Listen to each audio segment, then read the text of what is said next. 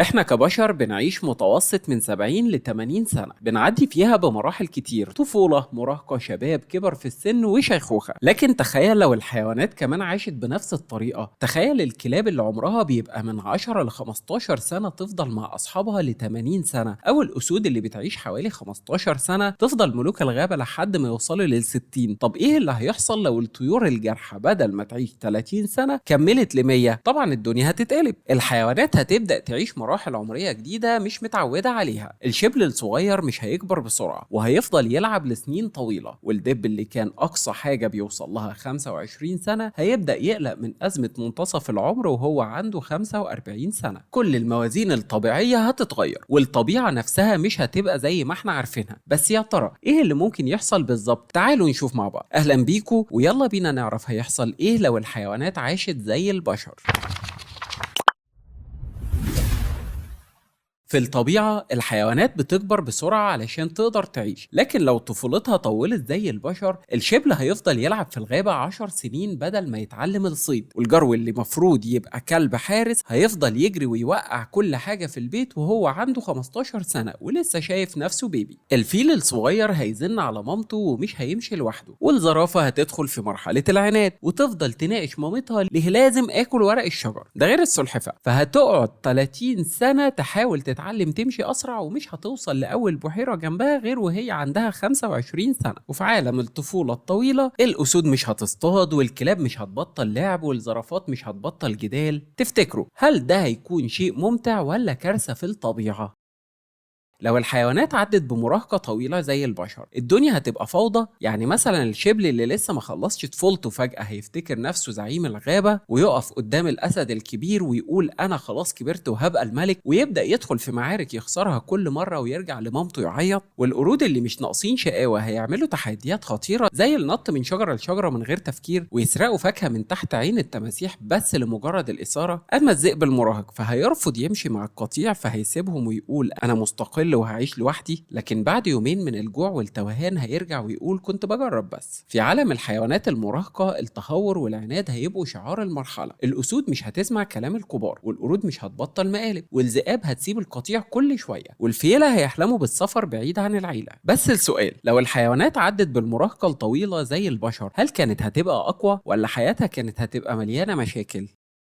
بعد الطفولة الطويلة والمراهقة المتمردة الحيوانات دخلت مرحلة الشباب اللي هم وقت القوة والهيمنة. الأسد الشاب بقى مندفع كل يوم داخل في معركة علشان يثبت إنه الأقوى، والذئب قرر يتمرد على القطيع ويشكل عصابة بس سرعان ما يكتشف إن القيادة مش مجرد كلام. والقرد بيتمرن طول اليوم علشان يبقى أقوى، فاكر إن العضلات أهم من الحكمة لحد ما يقع في موقف يعلمه العكس. ده غير الصقر فمغامراته بقت أخطر، بيحاول يصطاد فريسة أكبر منه وأكيد بياخد درس قاسي. والفيل رغم قوته بدأ يفهم إن المسؤولية أهم من الحرية، وإن القوة الحقيقية في الحكمة مش بس في الحجم. الشباب مليان طاقة بس من غير عقل القوة ممكن تبقى كارثة. تفتكروا القوة لوحدها تكفي؟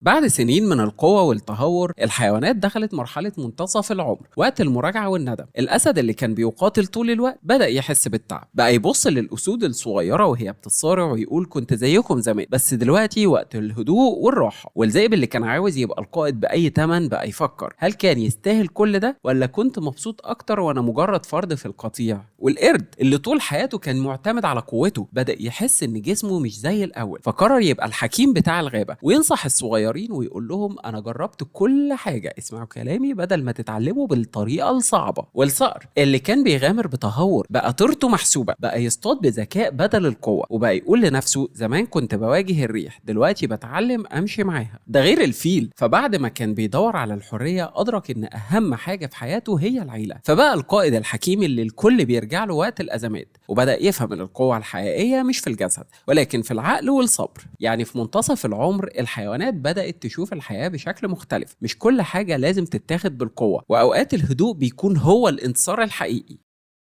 الوقت عدى، بس الحيوانات اللي عاشت زي البشر كبرت ببطء، وبدل ما تختفي بقت حكيمة وهادية. الأسد العجوز اللي كان زئيره يهز الغابة بقى يوجه الأسود الصغيرة بدل ما يدخل معاهم في معارك. بقى المعلم اللي الكل بيرجع له وقت الأزمات. والذئب اللي كان بيحلم بالقيادة بقى القائد الفعلي، مش بالقوة لكن بالحكمة اللي اكتسبها مع السنين. وبقى صوته هو اللي بيجمع القطيع بدل ما كان بيفرقه. والقرد اللي حياته كانت مليانة شقاوة وتهور بقى حكاياته عن أيام زمان هي اللي بتجمع القرود الصغيرة حواليه ويضحكهم بحكاياته ويعلمهم من أخطائه. والصقر اللي كان بيجازف طول عمره بقى صيده أذكى، مفيش طاقة تتصرف على الفاضي وكل غطسة محسوبة بالملي. بقى بيعرف امتى يهجم وامتى يستنى اللحظة الصح. أما الفيل فبقى رمز الحكمة والقوة الهادية، مش محتاج يثبت نفسه لأنه بقى هو المرجع لكل الأجيال الجديدة اللي بتمشي وراه وتحتمي بخبرته. فالشيخوخة عندهم ما كانتش ضعف لكنها كانت أنضج مراحل الحياة. القوة ما اختفتش لكنها اتحولت لخبرة، وبدل ما تكون النهاية بقت مرحلة جديدة من الحكمة والقيادة.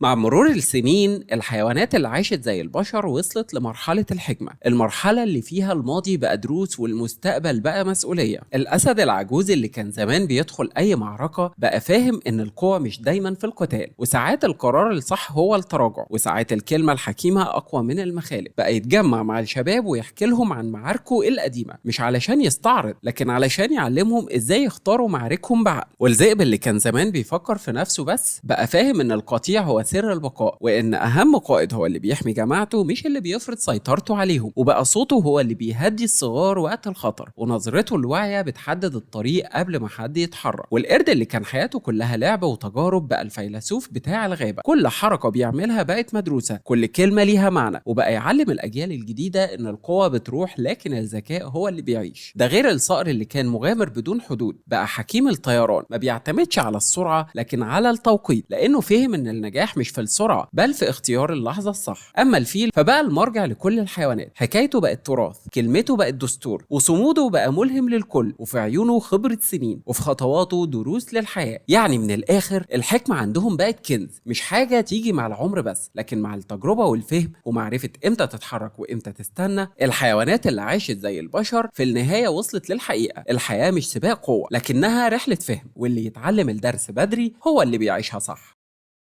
بس كده خلاص، مستنيينكم تكتبوا لنا في التعليقات ايه المعلومات اللي كانت بالنسبه لك جديده ومذهله، وايه المعلومات اللي دايما بتدوروا عليها ومش لاقيينها علشان نتكلم عنها في الحلقات اللي جايه. اهم حاجه ما تنساش تعمل لايك وسبسكرايب علشان يوصلك كل جديد، واستنونا الحلقه الجايه.